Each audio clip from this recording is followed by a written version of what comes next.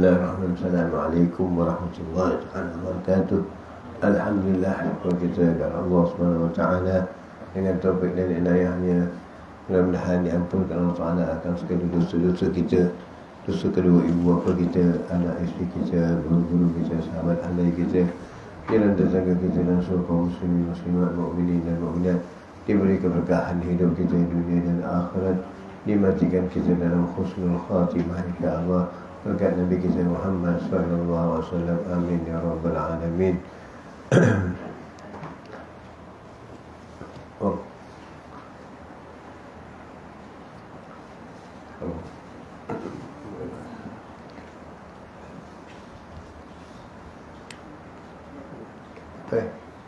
Boleh kunci kitab yang pertama ni. Al-Fatihah. Wassalamualaikum warahmatullahi wabarakatuh. Al-Mursalin wa ali wa sahbihi ajma'in. ثم إن سادتنا أبو بكر عمر عثمان علي والرضوان والرضا محمد حسن وحسن بن العاصي يا أبا الصديق وزكريا سيدنا علي أبي نبي الحمد الحاج إلا الله أمر سبك مقدم محمد بن علي بعلي بن شهاب شعري ورضوان القراني وسيدنا بن عطاء الله وسيدنا أحمد يا الله قدموا يقدموا لسان الكذري وسيدنا إمام نبي همك حمدي وسيدنا إمام القراني وسيدنا إمام العسقلاني وسيدنا محمد حمزة بن عمر بن عبد الله سيدنا الله شكرا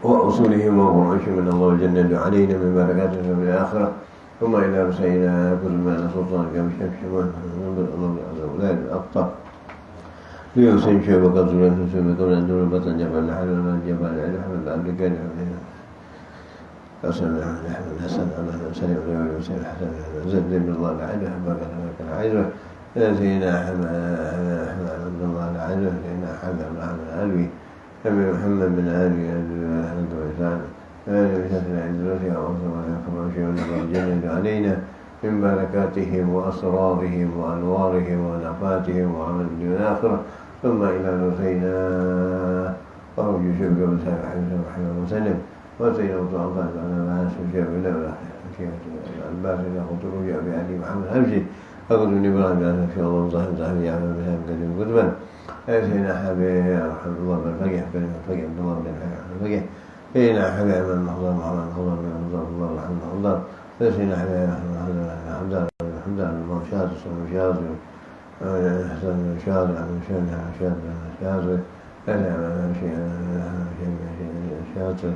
سيدنا حبيب الله بن الوجاب بن الله الشيخ محمد بن الله بن الله محمد بن الوجاب الشامدين من شيخ سيدنا حبيب نور حسين بن الله في الله رحمه الله على حسي حلو من حسين بن الجلال سيدنا حبيب سيدنا حبيب أبو العطاء بن هاجي سيدنا حبيب سيدنا حمد بن الله في وحمد الحاجي سيدنا حبيب سكر سكر وقام من سكر من سكر سيدنا حبيب الله سبحانه وتعالى سيدنا حبيب سيدنا حبيب ومن أبي الله من أبي الملك الله من أبي الله من أبي الله من أبي الملك الله من أبي الملك أبت من أبي الملك عبد الله من أبي عند المصري عند عند سيدنا حبيب سيدنا حبيب ينزل عنده وضحنا طعامنا طعام جعبنا هذا وبعد حدد حدد المباشر والكوارع والمباشر لا يخص بين ولي وليكم وما سوى خاصة العامة أنه الرحمن ومن الله ثم إلى ولي وليكم وما سوى خاصة أنه الرحمن ومن الله ظلم أمر حديث وتصلى على الحي وعلى هذه اليوم في حديث النبي صلى الله عليه وسلم الفاتحة أو الشيطان بسم الله الرحمن الرحيم الحمد لله رب العالمين الرحمن الرحيم مالك يوم الدين إياك نعبد وإياك نستعين الصراط المستقيم صراط الذين أنعمت عليهم غير المغضوب عليهم ولا الضالين آمين بسم الله الرحمن الرحيم الحمد لله رب العالمين والصلاة والسلام على سيدنا محمد وعلى آله وصحبه أجمعين اللهم صل على الصلاة والسلام دائما إلى كما أشكر محمد نبينا وزوجنا الحاج وكرمه اللهم لمن عافية عنا ومن قلوبنا بأنواع معرفتك واختارنا من عمل عن ذلك صالح تعالى وغضبا بذكرك نسكن فتوه والمن ورسل الجزاء والرحمة والتنصر اللهم اغفر من بشر متبعها حوالي ورحمة عمل الله عظيم أيمك وشبر من السماء والبركة يا بتاه يا علي ارتاح وصعب يا بتاه يا علي وكرمه وصلى الله وسلم الحمد لله رب العالمين. اللهم صل وسلم وبارك عليه وعلى آله يا سيدي يا رسول الله يا من له جاء عند الله إن المسيئين قد جاءوا لذنبي يستغفرون الله يا سيدي يا رسول الله يا من له جاء عند الله إن المسيئين قد جاءوا لذنبي يستغفرون الله يا سيدا رسل حدينا هيا بغار إلينا الآن يا إمة سادات الأقطار ما علينا صدق وسر يا سيدي يا رسول الله يا من له جاء عند الله إن المسيئين قد جاءوا لذنبي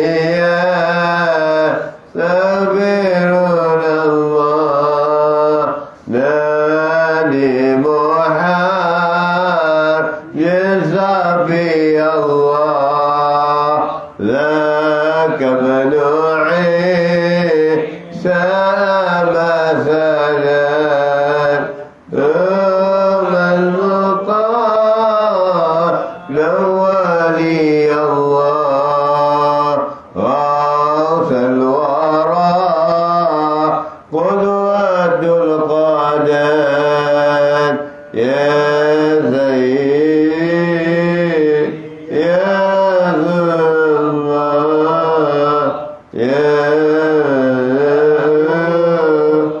جاء عند الله إن المسيئين قد جاءوا لذنبي يستغفرون الله ثم الواجب لدين الله صففنا أرك العدد سيدا كامل الأواب العذر ما يا سيدي يا رسول الله يا من له جاء عند الله إن المسيئين قد جاءوا لذنبي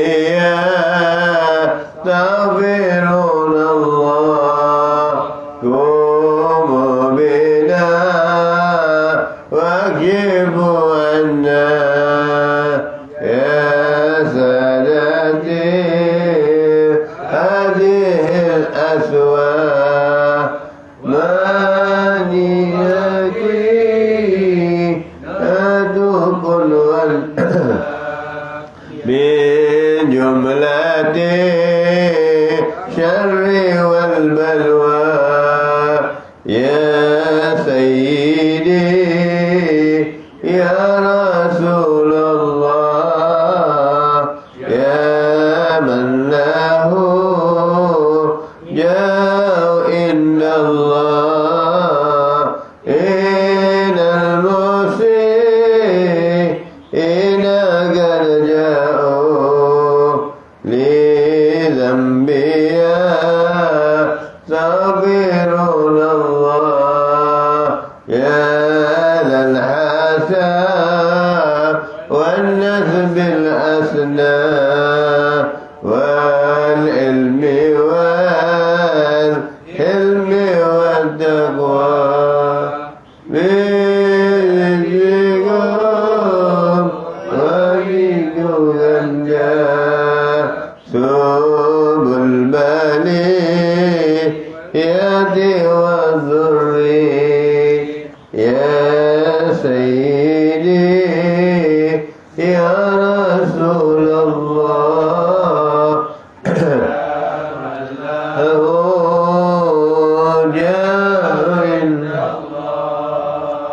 إن المسيئين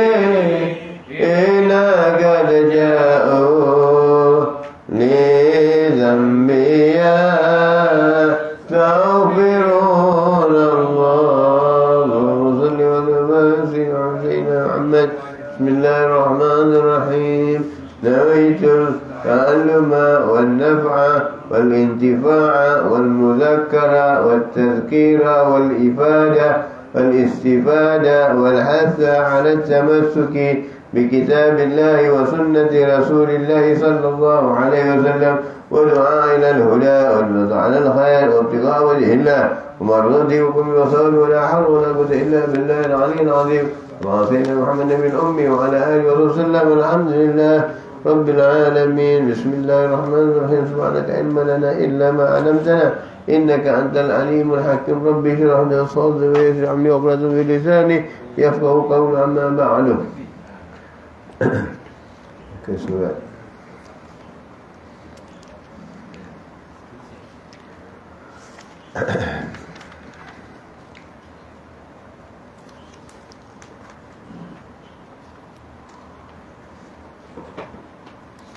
dah baca itu ribat pada masa sujud betul.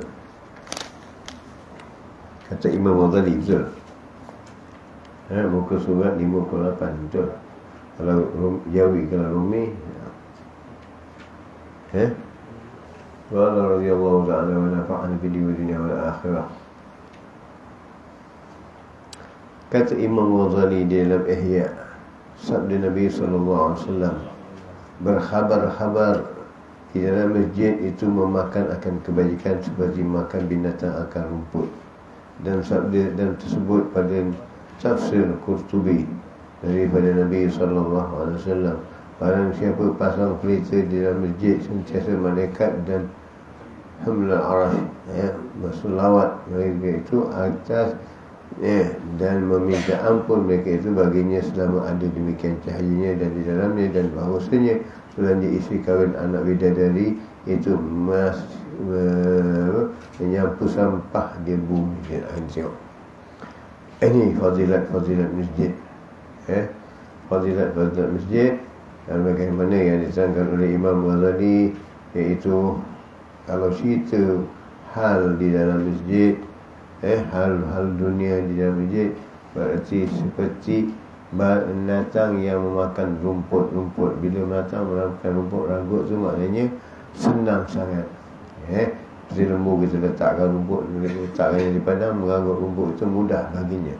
Jadi begitulah juga kalau orang yang menceritakan hal-hal dunia di dalam masjid, maka kebajikan akan memakan kebajikannya seperti mana haiwan memakan rumput-rumput. Dia akan hilang dengan sekejap, dengan mudah.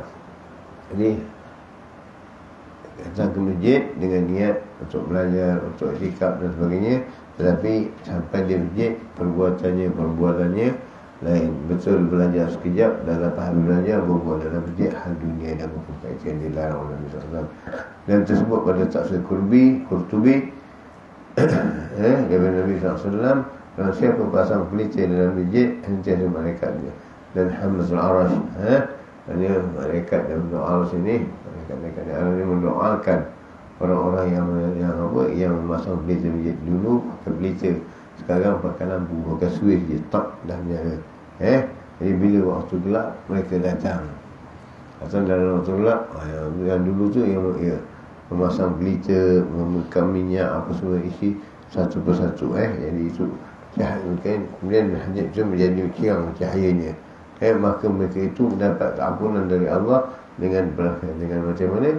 Dengan hamba yang diselawatkan ataupun yang didoakan oleh malaikat-malaikat yang karabin dan asalnya minta ampun mereka baginya selama yang demikian cahaya itu dalam masjid. Dan selagi ada lampu dalam masjid, orang tak padam, lagi itulah cahaya itu jalan terus.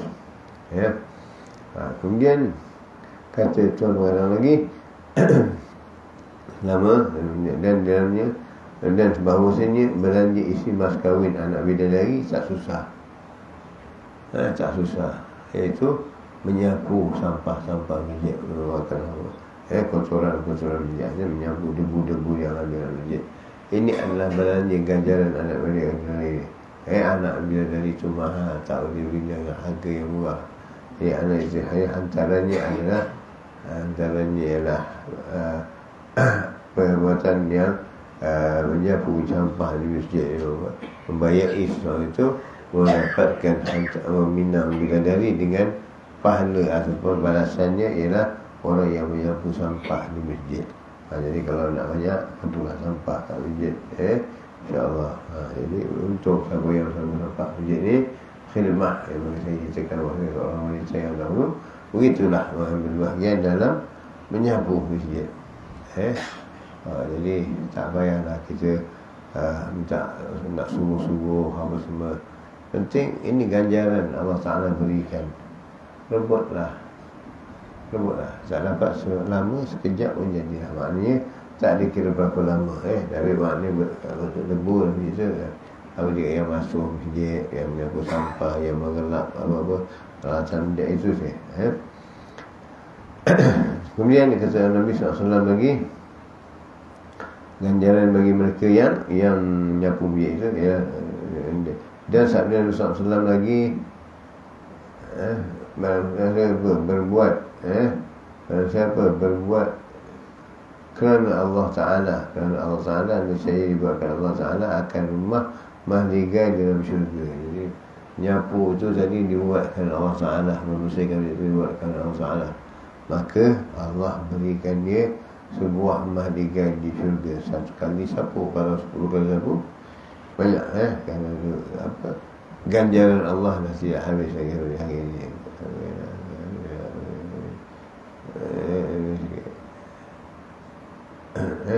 Itu dia. Jadi mahligai dalam masjid dalam syurga yang dengan menyapu masjid dan membuatkan kebersihan di dalam masjid. Ini Allah Ta'ala berikan ganjarannya. Kenapa? Masjid itu adalah rumah Allah Subhanahu Wa Ta'ala. Kerana Allah duduk di situ tidak sampai penghormatannya. Baitullah itu adalah rumah Allah Subhanahu Wa Ta'ala. Jadi kemuliaan Baitullah itu, siapa yang memuliakan Baitullah, Allah memuliakan dia di kiamat nanti. Wa qala sallallahu alaihi wasallam, innal malaikata yatakarramuna minal mutakallimina fil masajid bil kalami al-lagwi wal jaw. Ini berkata Nabi SAW, barang siapa bahawasanya malaikat benci mereka itu orang yang berkata dalam masjid dengan perkataan sia-sia yang tak ada benar. Ini yang dikatakan macam benci orang yang berkata lawa dalam masjid. Dalam masjid lagu bincang soal dunia. Masa itu, masa Maulid Nabi, masa dalam keadaan orang membaca, orang berzikir, kita berbuat dan membaca dan sebagainya.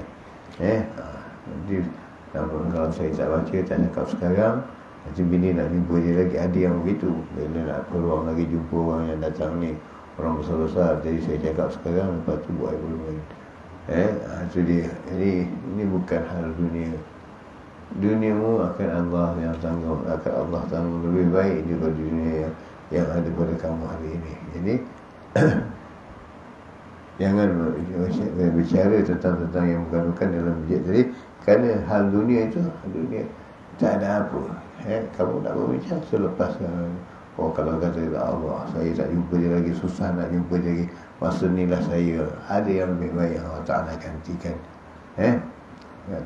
Dan waqala Nabi SAW, syarrul biqa'i biqa'i asmuha wa khabrun biqa'i masajiduha. Dan sebenarnya sejahat-jahat tempat dan pekannya dan sebaik-baik tempat dan segala masjid. Sejahat-jahat tempat dan pekannya dan sebaik-baik tempat itu segalanya. Jadi maknanya dan sebenarnya Rasulullah, sejahat-jahat tempat itu pekannya dan sebaik-baik tempat itu segala masjidnya. Dan pada satu riwayat, sejahat-jahat negeri itu pekannya dan sebaik-baik tempat duduk itu di masjid. Maka jika engkau tiada duduk di masjid, lazimkan orang duduk di rumah engkau. Jadi makna sini Tuan Pengarang mengingatkan kepada kita, makna masjid ini adalah sebaik-baik tempat yang kamu letakkan. Sejahat-jahat tempat itu pekannya dan sebaik-baik tempat itu segala masjid. Jadi kalau sejahat tempat itu, maknanya tempat itu selalu dikosongkan masjidnya, tidak diimarahkan masjidnya. Ada tempat ditinggalkan. Tak ada di tempat yang sejahat-jahat pekan itu, tempat itu tadi, tempat kosong ini ada sejahnya yang mana mengosongkan masjid. Begitu juga apabila ada pula penghuni masjid tapi bercerita tadi, itulah hal-hal dunia di dalam masjid. Tapi yang biasanya yang kita takut mengosongkan masjid, apalagi apabila ada larangan-larangan tak boleh solat di masjid sebagainya, ini bahaya. Jadi bila sejahat-jahat tempat itu, pekan itu jahat, ialah kerana tidak mengimarahkan masjid, maka penduduk di situ tidak ada lindungan Allah. Tidak ada lindungan Allah. Bila tidak ada lindungan Allah, sudah diturunkan bala, maka dicampakkan Allah akan bala. Itu dia. Jadi apa juga keadaan pun, imarahkan masjid. Penuhkan rumah Allah. Penuhkan masjid. Lepas tu riwayat sejahat negeri itu, pekannya sebaik-baik tempat duduk itu. Jadi begitu juga masjid ini adalah sebaik-baik tempat. Lihat, yang pernah kita nampak Allah Ta'ala tunjukkan kepada kita, seperti berlakunya tsunami atau seperti berlakunya gempa bumi, yang mana berlaku juga di Palau, berlaku juga di Aceh. Tempat yang paling orang lari dulu selamat adalah masjid. Tempat yang orang lari dulu adalah di masjid. Bila kita tergadah, baru nak ingat nak masuk masjid, nak duduk dalam masjid. Supaya tak ada lindungan.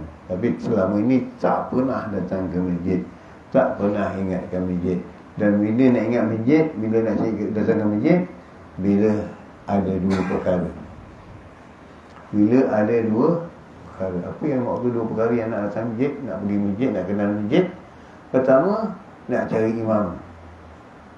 Mana imam saya nak nikahkan anak saya, ataupun mana imam yang nak keluarga saya meninggal, nak mandikan, nak apa, nak kafankan, minta disolatkan. Ini dia yang tidak pernah bercampur dengan masjid. Yang mana tidak pernah bercampur dengan masjid, tidak pernah datang ke masjid, maka hatinya adalah keras, kata Nabi SAW. Hatinya keras. Apalagi kata Nabi SAW, la salatul masjid illa fil masjid. Tidak ada salat jalan di masjid melainkan di masjid. Jadi jamaah. Kenapa? Jamaah itu mendatangkan mahabbah. Jika ditinggalkan, maka tak ada mahabbah, tak ada kasih sayang. Dari tak ada kasih sayang, tak ada apa kata orang, tak ada kesepakatan. Tak ada kesepakatan. Jadi bila tak ada kesepakatan, hidup hanya mementingkan diri sendiri, hidup hanya mementingkan apa yang dikatakan sendiri. yang kita takuti. Dan kemudian ada yang tidak ke masjid, saya tidak mau ke masjid pasal apa? Nanti jadi di masjid macam-macam cerita, orang mengumpat, orang apa. Bila ada cerita orang mengumpat, wah lagi jangan kat. Yang penting imarahkan ni masjid. Inna ya'muru saja aman billah. Siapa yang imarahkan masjid, maka dia dalam kebajikan atau yang diamankan oleh Allah Subhanahu wa taala.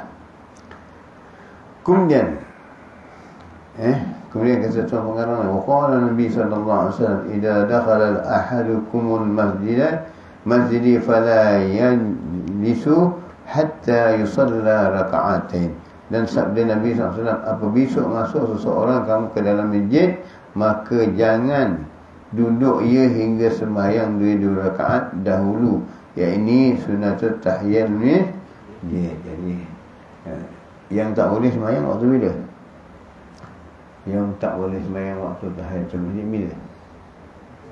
2 perkara saja, 2 waktu saja, iaitu lepas asar. Kita dah solat semua, tempat rumah dia asar atau sebagainya, kemasuk masjid tak ada lagi salatul tahiyyatul masjid. Bagi mazhab Imam Syafi'i tak ada lagi salatul masjid. Ada yang Imam Hanafi masih ada lagi, tapi Syafi'i dikatakan haram. Kalau kita alasan untuk memasuki masjid, alasan untuk sembahyang juga kerana mengambil dari kafiat-kafiat imam-imam yang lain, boleh. Tapi dengan syarat jangan sampai solat matahari dah nak terbenam, mata kemerah-merahan, itu haram. Kerana Islam tidak menyerupai dengan Majusi atau Nasrani, ini menyembah matahari. Sebab tu dilarang. Lepas asar masuk masjid cuma niat i'tikaf dan baca subhanallah walhamdulillah wala ilaha illallah Allahu akbar 4 kali bersamaan dengan sembahyang tahiyatul masjid, iaitu selepas daripada salat asar atau fardu asar, dan juga selepas fardu subuh. Kita ada salat di rumah fardu subuh, kemudian sampai di masjid nak dengar kuliah. Oh, orang tengah baca kuliah, kita salat tengah, haram. Perbuatan kita sia. Ini sebab suruh belajar. Tak belajar buat kentam kromo.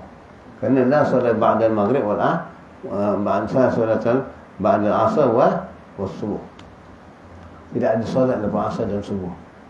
Tak ada salat. Jadi tak salat. Jadi maknanya Imam Syafi'i kan masuk niat dengan baca subhanallah walhamdulillah wala ilaha illallah, tasbih 4 kali. Dan kalau sembahyang asar juga, itu tadi juga, subuh pun begitu juga. Kadang-kadang dekat nak maghrib terbit matahari kita nak sembahyang. Itu masuk dalam masjid nak sembahyang saya sendiri. Itu seperti Majusi juga menyembah matahari ketika naik, dan Majusi menyembah matahari ketika turun. Itu diharamkan oleh Allah SWT. Diharamkan oleh Syafi'i. Waktu remang-remang itu, apa lagi waktu dah kemerahan. Ini ada lagi yang dekat seminit lagi nak azan pun tak ada, haram. Inilah kita kena belajar. Jadi kalau kita buat pekerjaan sia-sia, kita amal yang sia-sia, rugi. Kerana perbuatan kita tak dapat apa-apa. Perbuatan kita tak dapat apa-apa. Serupa juga macam orang mengumpat, memaki orang, menghamun orang, mengata orang dalam keadaan berpuasa. Apa yang dia dapat? Lapar dan dahaga, lain tak dapat. Begini dia. Jadi jangan masuk. Tengok orang. Hari ni banyak sangat saya perhatikan. Minta maaf, kita dah kadang-kadang dah bercakap lah apa, tapi terserah pada mereka nak ikut atau tidak. Kerana waktu itu memang waktu yang diharamkan. Yang diharamkan. Dan satu lagi waktu yang diharamkan oleh ulama ialah waktu hari yang lain selain dari Jumaat, iaitu sembahyang di waktu matahari di tengah langit. Pukul 12 tepat kata orang. Jumaat tak apa, kerana Jumaat satu ayam, dan Jumaat itu dibolehkan segala-galanya. Dibolehkan maknanya solat itu keistimewaan hari Jumaat. Jadi hendaklah sayat atas masjid, maka 2 rakaat tadi masuk itu masjid. Masuk sayat atas masjid. Maknanya kita menghormati rumah Allah SWT. Ini seperti membesar dan sebagainya. Dan sembahyang 2 rakaat dahulu, yakni sunat tahiyatul masjid, dan apabila duduk ia pada hal lupa dan hampir perceraiannya, dituntut baginya dibuat akan dia, dan dia berulang-ulang sunat tahiyatul itu yang sebab berulang-ulang masuk masjid. Dan jikalau daripada masa yang hampir sekalipun dan makruh meninggalkan tahiyatul masjid, daripada masa yang hampir sekalipun dan makruh meninggalkan tahiyatul masjid dengan tiada uzur, dan hasil sunat tahiyatul masjid itu dengan mengerjakan sembahyang fardu, yakni masuk sunat tahiyatul masjid itu masuk tahiyatul itu, dan di dalamnya, dan jikalau tiada diniatkan masuk sunat tahiyatul masjid di dalamnya sekalipun seperti sunat-sunat tawaf masuk dalam sembahyang fardu atau sembahyang sunat yang lain yang dikerjakan kemudian daripada tawaf. Jadi maksudnya ini maksudnya kalau terlupa atau uzur atau sebagainya, maka sembahyang masjid itu adalah tahiyatul masjid itu berulang-ulang. Dan sunat tahiyatul masjid dalamnya dengan jikalau tiada diniatkan masuk sunat tahiyatul masjid dalamnya. Jadi kalau masuk masjid tapi tak niat tahiyatul masjid, niat salat wuduk aja. Misal kata ambil wuduk, niat salat wuduk aja. Begitu juga dengan masuk Masjidil Haram, hanya niat tawaf aja. Sebenarnya di Masjidil Haram itu niat saya masjid juga, maknanya setelah tawaf sembahyang 2 rakaat tahiyatul masjid, tapi masuk ke Masjidil Haram tidak dikatakan sembahyang tahiyatul masjid dulu, bahkan disuruh tawaf dulu. Itu dia. Sembahyang sunat tawaf masuk dalam fardu, atau sembahyang sunat yang lain maknanya dimasukkan dalam fardu, dan dikerjakan dengan dia kemudian daripada tawaf. Faedah kata Ibn Abbas radhiyallahu anhu, barang siapa masuk masjid atau satu tempat yang hendak sembahyang padanya, maka mendahului akan kaki kanan, maka berkata bismillah wassalatu wassalam ala rasulillah wa ala malaikatillah wa malaikatillah wa la hawla wa la quwwata illa billah, masuk kaki kanan. Jadi masuk ke masjid menggunakan kaki, keluar rumah kanan kiri. Ada pula betul rumah kanan, kiri, berkat keluar kaki kanan. Ulama mengatakan keluar rumah dengan kaki, masuk ke rumah dengan kaki kanan. Masuk ke tandas, keluar daripada tandas kanan. Itu dia. Ini masuk ke tandas kanan, keluar tandas pun kanan. Masuk shopping komplek, duduk, lompat kiri, kerana tempat shopping komplek atau pasar itu adalah tempat maksiat. Sebab itu dibacakan la ilaha illallah wa la syarika lahu mulku wa hamdulillahi wa la yamut wa ala kulli wa ala kulli syai'in qadir. Ini mana yang dibacakan oleh Abu Hurairah tentang orang yang berada di pasar. Bila dibacakan ini mengingatkan orang-orang di pasar akan penipuan, kerana di pasar itu banyak penipuan. Penipuan bagaimana? Pertama, penipuan tentang timbangan.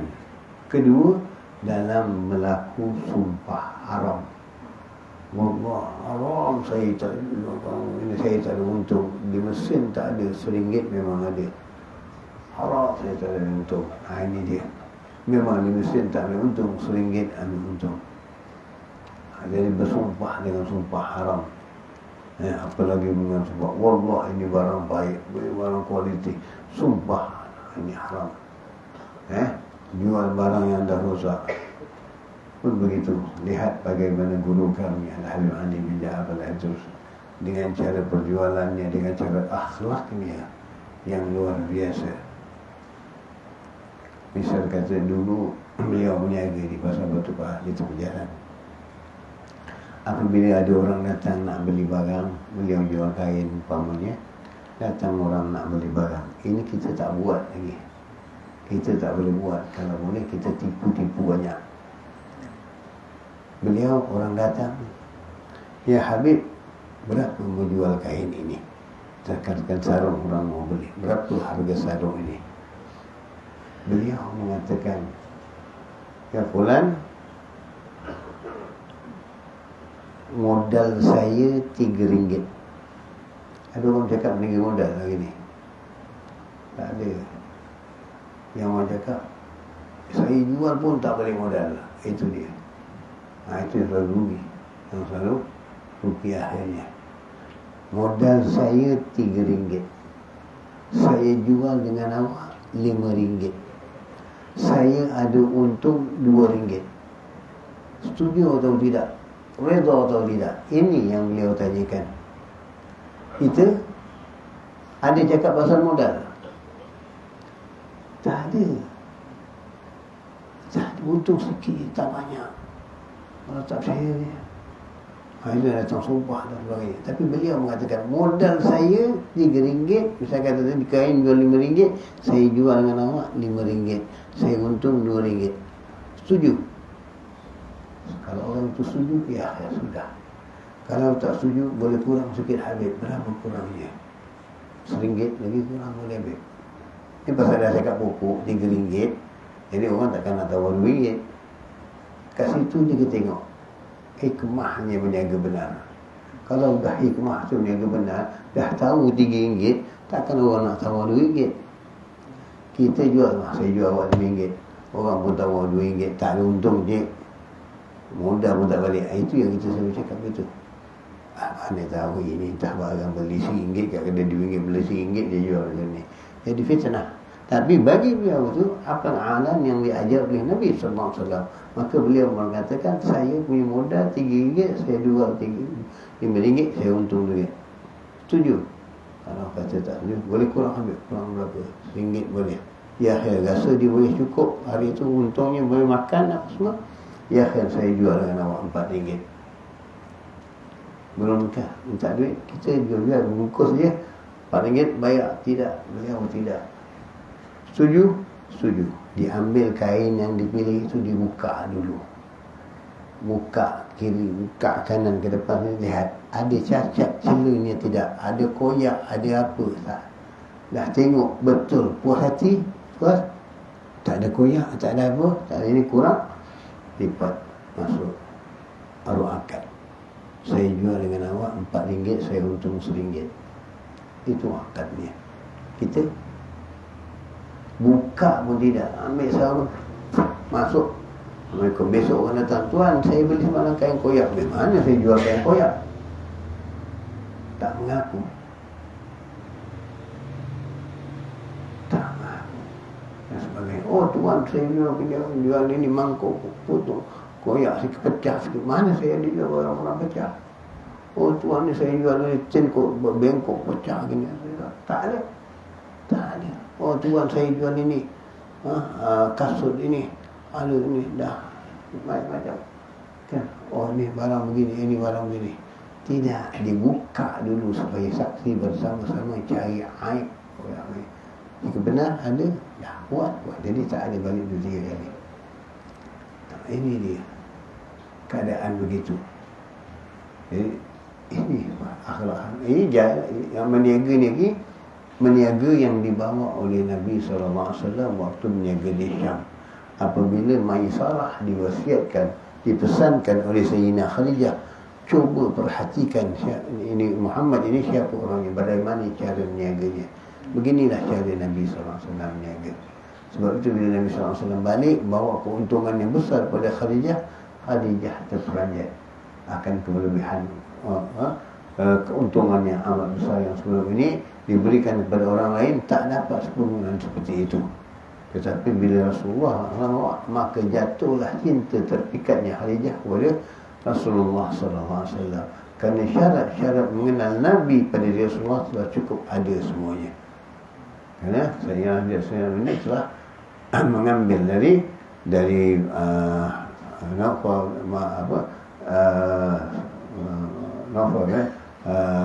sahabat saudaranya Warqah bin Nawfal tentang tanda-tanda kenabian. Tidak jelas pada diri Nabi. Maka sebab itu Khadijah meminang Nabi SAW. Kita ada perempuan nak minang ni? Tak ada kan? Hari pun tak ada kan? Sebab Nabi SAW dengan kebenarannya, dengan ketulusannya, maka itu cara yang dibawa oleh Nabi SAW dalam hidup. Jadi Nabi tak meninggalkan apa pun dalam harta tajir ataupun dalam harta perniagaan sekalipun. Ini jadi ini yang dibawa. Jadi begitulah kita. Bagaimana kata Sayyidina Abu Hurairah, marilah masuk ke masjid. Sesungguhnya Rasulullah SAW tengah menabur-naburkan, membagi-bagikan habuan, membagi-bagikan habuan, membagikan sedekah atau sebagainya, membagikan hadiah, kata Nabi, kata Sayyidina Abu Hurairah. Maka orang tengah berniaga di pasar tinggal berlari masuk ke dalam masjid. Ditanya oleh, tengok Rasulullah tak ada lagi, tak ada. Ya Abu Hurairah, kenapa kau mengatakan Rasulullah membagikan habuan-habuan atau karunia ataupun membagikan ini sedekah atau sebagainya, membagikan hadiah-hadiah sebagainya? Tapi kita lihat Rasulullah membagi masjid. Kata Abu Hurairah, inilah tempat rumah Allah yang kamu cari pahala, di masjid, di surau, di pasar, di mana budaya. Tapi hadiah, kalau duduk di masjid, kamu atikaf, kamu duduk dan sebagainya, kamu dapat pahala yang banyak. Itulah pembahagian Rasulullah sallallahu alaihi wasallam. Itulah bahagian tempat. Masjid adalah rumah Allah, tempat ibadah. Pasar adalah tempat maksiat. Pasar adalah tempat macam-macam maksiat yang terjadi di pasar. Dari itu sebabnya perhatikanlah keadaan kita, bagaimana keadaan kita. Kalau orang Hadramaut lain, di pasar kebanyakannya laki-laki, perempuan tak ada. Kita masuk pasar aja, ini skirt lain, baju terdedah lain. Ini dia, biji mata boleh tahan, kan? Tak tengok dia kata pupur nikmat yang ni yang ada. Dia buat hukum sendiri, payah. Inilah dia. Jadi ini yang kita lihatkan baik-baik, supaya jangan kita terlupa dengan perintah-perintah Allah SWT.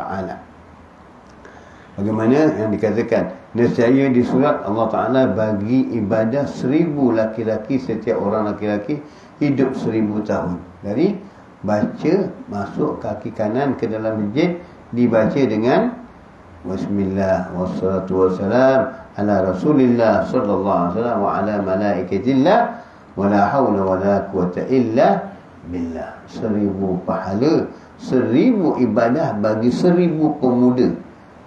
Jadi kita sebab apa? Kita baru satu, kita dapat pahala 1000 pemuda yang ibadahnya diberikan kepada kita. Dan 1000 laki-laki yang hidup 1000 tahun. Satu orang lelaki yang hidup 1000 tahun. Kalau 1000 laki-laki hidup 1000 tahun, dah berapa? Dah 1,000,000 tahun kurangnya. Dah 1,000,000 tahun ganjaran pahalanya. Umur kita berapa? Asada min ummati min as-sitti wa sab'in. Dituai umatku antara 60 dengan 70.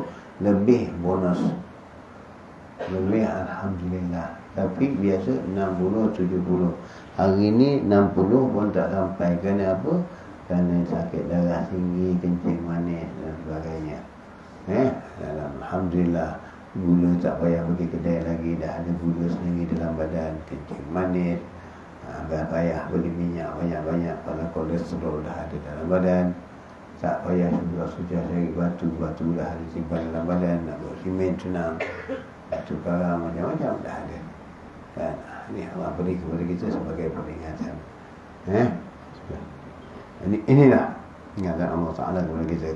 Maka bahawasanya Nabi SAW apabila masuk masjid berkata beliau berkata Nabi SAW, a'udzubillahi al-azim wa wajhillah wa wajhil karim wa sultanihil kadim minasyaitanir rajim. Dan katanya, maka apabila berkata ia akan demikian itu, kata syaitan telah terpelihara ia daripada ku pada kesekian hari itu. Maknanya dilindungi oleh Ta'ala daripada gangguan syaitan. Terutama sekali waktu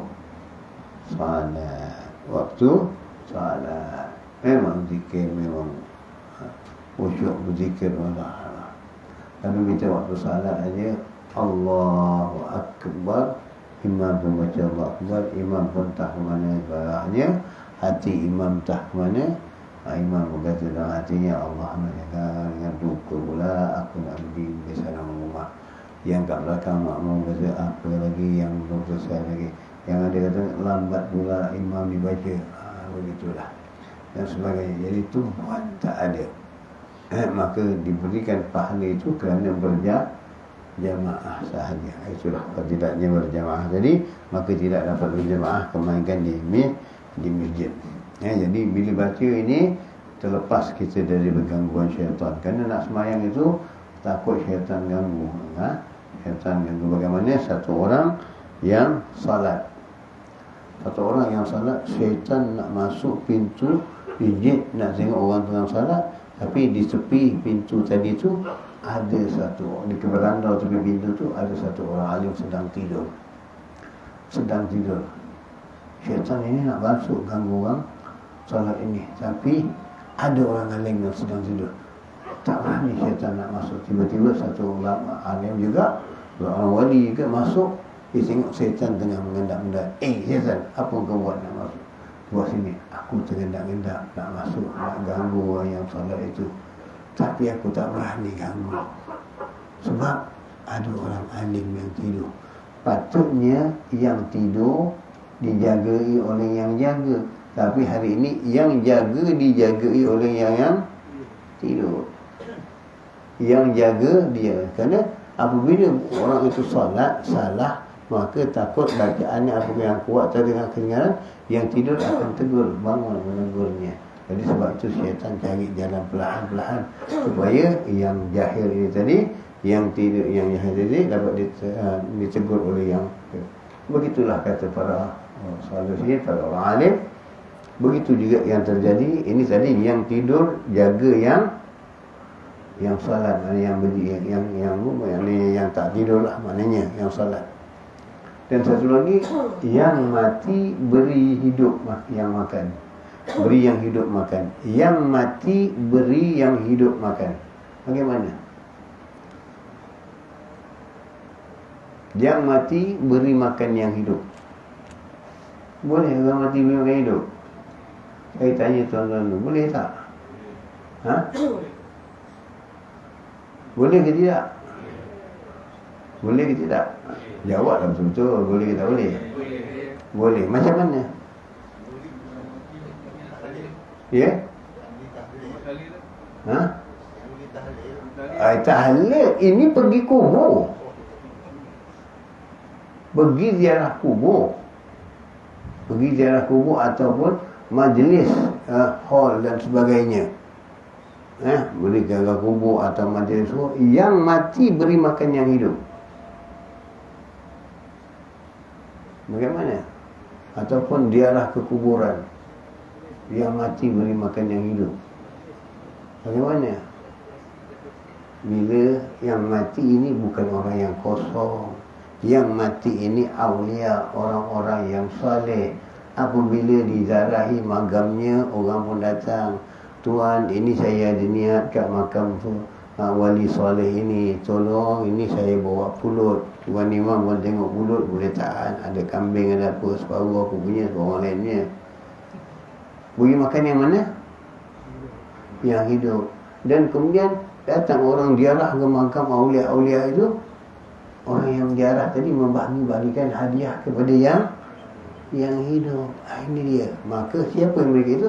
Mereka itu para awliya soleh. Jadi salah tak menziarahi kubur?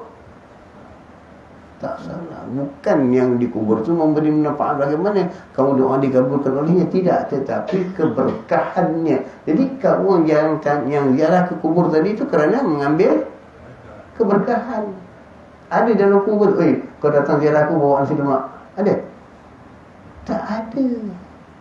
Tapi yang datang itu membawa sedikit rezeki untuk dibagikan keberkahan itu kepada orang ramai dengan niat supaya hajatnya dikabulkan. Tapi berkah dari Sayyidul Maqam itu tadi. Tapi bukanlah Sayyidul Maqam itu yang mengkabulkan. Mengkabulkan adalah Allah Subhanahu Ta'ala. Cuma bawanya tidak. Tok Syekh ini hadiah. Tok Syekh ini hadiah. Ada lagi envelope pula, Tok Syekh dapat kabul, doa kau cepat kata dia. Nanti kalau kabul, hantar lagi yang lebih baik. Maknanya yang mati memberi makan yang hidup di sini dah. Lihat seperti hal di Indonesia berapa ramai majlis seperti itu, ramai yang hadir, yang mati beri makan yang hidup, maulid dan sebagainya. Maknanya kan yang ini, jadi tanggungan makan siapa yang dapat, ini dia. Ini yang dikatakan yang mati beri makan yang hidup. Inilah keberkahan para salafus salih. Jadi mereka tidak mengatakan aku mengkabulkan hajat, kerana yang datang dah bawa makanan dulu, bukan diminta. Bukan sahibu kubur minta, kalau datang kat kubur aku bawa 7 talam. Tak ada. Yang daripada rumah berniat bawa benda tu untuk mendapatkan keberkahan dengan memberi sedekah dan makan kepada orang-orang yang ada di keliling situ.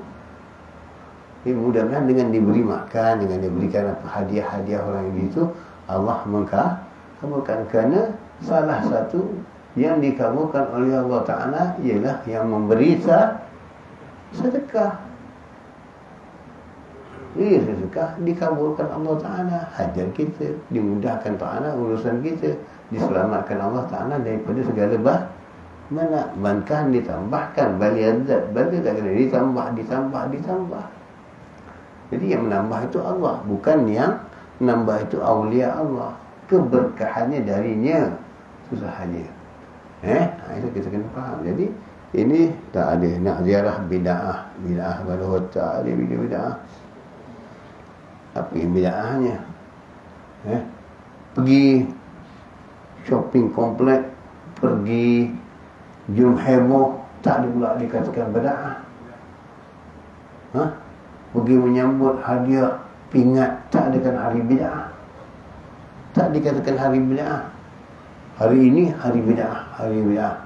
Tak maaf cakap hari sambutan pembesar. Diagung-agungkan, dibesar-besarkan kan. Ada Nabi buat masa Nabi hidup? Tak ada. Nabi yang buat sekarang ni bid'ah tak bid'ah. Tapi maulid Nabi dikatakan bid'ah. Apa besar mereka dari Nabi SAW? Fikirkan. Mereka besok masuk syurga dengan syafaat Nabi. Kalau tak ada syafaat Nabi, maaf masuk syurga. Tapi itu yang kita besarkan, itu yang kita agungkan. Bila sampai Pak Nabi, bid'ah. Kenapa mereka tak bid'ah? Kalau jangan buat hari ni, tahun ni, keramaian apa, jangan dibuat, bid'ah. Ada yang mereka cakap. Mereka pun sama nak dapat pingat. Kalau tidak tak gelar datuk. Pasal nak dapat pingat. Jadi tak kata bid'ah. Ni lah. Yang tak ada faedah, yang buat bid'ah. Gunanya tadi. Itulah dia. Inilah hari ini. Jadi lepas tu menghukumkan orang dengan hukuman-hukuman yang tersendiri. Dan sabda Nabi SAW bahawa isinya seorang dari kamu apabila hendak keluar daripada masjid, berseru tentera-tentera iblis dan berhimpun mereka itu atas seperti berhimpun lebah atas rajanya. Maka apabila berdiri seorang itu, kamu atas penat masjid, hendaklah berkata Allahumma inni a'udzubika minal iblisi wa junudi. Maka apabila berkata ia akan dia nescaya tidak memberi mudarat oleh iblis dan sebagainya, dan intiham nalhat. Wa qala sallallahu artafa'atil masajid syakiyatan min ahliha alladhi yatakallamu fiha bikalamid dunya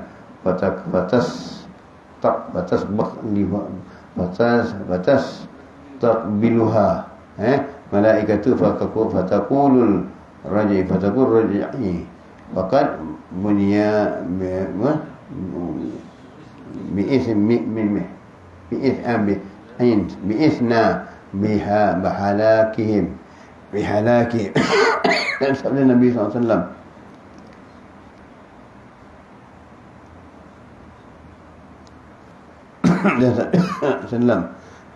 terangkat segala masjid padahal mengadu ia yang ini kepada Allah SWT daripada ahlinya yang berkata-kata mereka itu di dalamnya, dan perkataan dunia maka berhadap akan dia oleh malaikat, maka berkata mereka baginya kembali olehmu, sesungguhnya telah dibangkitkan akan mereka, akan kami dengan membinasakan mereka. Jadi maknanya tadi Itulah tadi yang ditegah, ini berbual-bual bercerita dalam masjid dan sebagainya.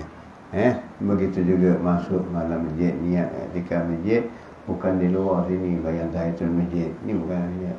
Ini dah lama di luar beranda. Yang luar, yang iktikaf dalam masjid, yang bayang salat masjid adalah yang di dalam. Kalau di luar tu bukan dalam tahiyatul masjid. Ini kita kat luar sini pun tahiyatul masjid, tak salah. Pasal itu dikira di luar. Yang di dalam ini yang bagaimana dikatakan dalam cakap tadi magan dan dupi, yang aku berada di dalamnya, yang mana tempat ruangan salat itu. Di luar orang kata dibuat salat, tidak, itu namanya beranda. Yang ini namanya di dalam. Itu dia. Jadi kalau kita sembahyang Jumaat duduk kat luar kat beranda, rugi. Jadi masuk ke masjid, niat tahiyatul masjid, dan ada niat sunat tahiyatul masjid, dan ada niat wajib. Macam mana niat wajib? Kerana niat sunat tu dapat pahalanya kecil. Niat wajib bagaimana? Pahalanya agak besar sikit Allah berikan. Bagaimana niat wajib? Pasang niat dulu. Ya Allah, aku masuk ke masjid ini dari salat asar bisa kata sampai isyak. Aku duduk iktikaf masjid. Itu. Jadi jangan keluar. Haram keluar dari masjid sebelum isyak. Jadi itu niatnya. Jadi bersungguh-sungguh, maknanya bersungguh-sungguh di dalam mengajikan diri, jangan dikeluar. Sungguh sampai isyak. Jadi asar ni sampai isyak. Kalau nak baca iktikaf di masjid, bila-bila dia dah iktikaf, dia nak keluar, dia keluar. Tapi kalau niat nazar, itu seperti niat nazar, maka aku solat, aku sembahyang niat di masjid ini daripada pukul 5 sampai asar sampai isyak, maka itu tak keluar. Kalau keluar, itu namanya batal niatnya, itu nazarnya. Itu tak boleh. Jadi itu niatnya tak sah. Itu jadi niatnya tak dapat bahagia nanti. Jadi niat dengan niat nazar itu maka pahalanya banyak. Niat aku nak niat masjid. Kemudian kalau aku nak niat masjid, jangan tak sebutkan waktunya apa ya. Yang aku niat iktikaf masjid dia pukul 5. Bila-bila lah. Bila keluar, itu yang tak boleh. Jadi susah. Tak keluar rumah, panggil tak bagi keluar nanti.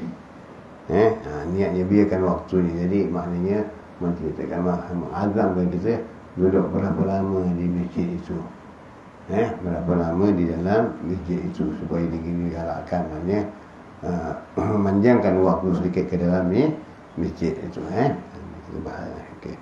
Sampai di sini dulu, nanti kita bahaskan lagi. Insya-Allah. Wallahu a'lam. Ngaji ini panjang, nanti kita bahaskan dikit demi dikit insya-Allah.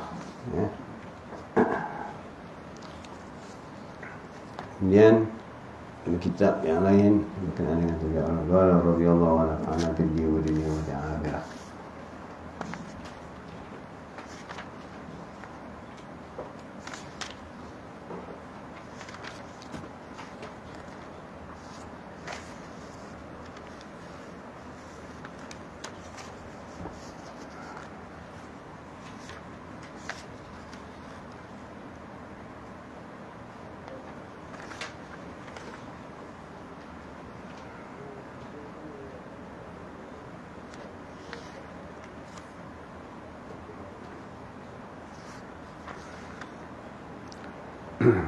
Bismillahirrahmanirrahim.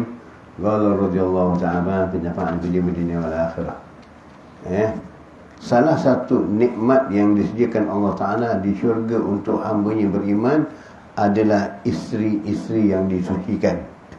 Wanita di dunia biasa didekati sifat-sifat atau ciri yang membuatnya dijauhi, baik sifat lahiriah maupun tabiat dan pelakunya. Ini bezanya bidadari, sifat-sifat wanita. Isteri-isteri bagi laki-laki diberikan isteri-isteri di syurga. Orang-orang yang beramal soleh dijanjikan syurga Allah. Salah satu nikmatnya isteri-isteri di syurga. Bagaimana rupa bidadari itu? Ialah, kata ulama, pakaiannya 70 lapis. 70 lapis. Bini kita pakai satu pakaian pun tak nampak, tapi kalau pakaian jarang nampak juga sama-sama. Kan? Apa kita suka pula tengok pakaian jarang-jarang. Tapi bagi bidadari yang Allah jadikan dari cahaya maka pakaiannya 70 lapis pakaiannya masih nampak sum-sum tulang dia. Hari ini satu pakaian pun tak nampak sum-sum ni. Kan? Itu bidadari dengan isteri kita di rumah, berbeza. Kemudian disucikan oleh Allah Ta'ala akan bidadari itu, dan dari sifat yang biasa pada yang berlaku pada isteri kita, sifat lahiriah maupun sabiat. Sifat lahiriah yang mesti yang digambarkan Allah Ta'ala yang disucikan, artinya mereka disucikan dengan segala aib yang menimpa mereka, ya, seperti yang aib yang terdapat pada wanita-wanita dunia. Kemudian yang Allah sucikan cara lahiriah yang kita nampak ialah keadaan kecantikan mereka. Isteri kita umur 20 cantik, ganteng kata kita. Masuk umur 30 matang-matang. Masuk 40 dah terbonteng. Masuk 50 lantaklah kau. Isteri kita berubah-ubah mukanya, berubah-ubah kulitnya. Daripada muda, gantang ke tua tu tak akan berubah. Tapi bidadari di syurga terus seperti itu, tak berubah-ubah. Mau ke tak mau bidadari? Mau ke tak mau? Mau. Kalau tak mau, rugilah. Kalau mau, amallah soleh. Amarahkan masjid, amal soleh, buat yang baik, tinggalkan segala maksiat. Jangan datang wanita-wanita di dunia yang bukan hak kita, yang halal kita. Jadi tengok muka bini orang macam nak tengok. Aku tengok lawa betul bini dia lah. Bini orang yang lawa bukan bini kau. Dia kan orang tengok lama-lama. Ini dia. Banyak kita hari ini perbuatan kita. Hak mereka. Jadi isi kita berubah. 20 cantik, masuk 30, masuk 50, 60, tengok muka ni pun tak mau lagi. Budak lah kau. Itu kita. Kerana isi kita berubah-ubah. Kerana umur dunia. Tapi insya-Allah bila di akhirat Allah jadikan dia lebih cantik dari bidadari kalau dia wanita yang salihah.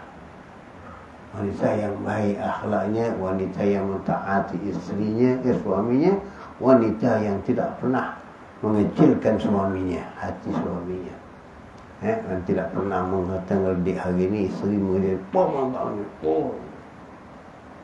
benar yang salah. Berlaku pada Sayyidina Ali radhiyallahu anhu apabila Sayyidina Fatimah satu hari bercakap sedikit kasar dengan Sayyidina Ali, maka rasa megun Sayyidina Ali, rasa megun hati Sayyidina Ali, sampai Sayyidina Ali merasakan seolah-olah kecil hati yang amat sangat, kecil hati yang amat. Perkhabaran ini sampai kepada Rasulullah SAW. Apa yang telah Fatimah lakukan kepada Sayyidina Ali sampai hanya begitu kecil hati, diam Ali tak mau bercakap. Dan akhirnya Fatimah merasa bersalah, minta maaf, nak macam itu tak mau dipegang, tak mau dia kan lelaki mengajuk, tak mau dipegang, diam. Akhirnya apa yang dibuat oleh Fatimah duduk mengelilingi Sayyidina Ali, sedang duduk dikeliling oleh Fatimah, tahu keliling tahu. Sampai akhirnya Ali melihat Fatimah berkeadaan begitu, ketawa Sayyidina Ali kerana melihat Fatimah mengelilingnya terus menerus. Akhirnya ketawa Sayyidina Ali.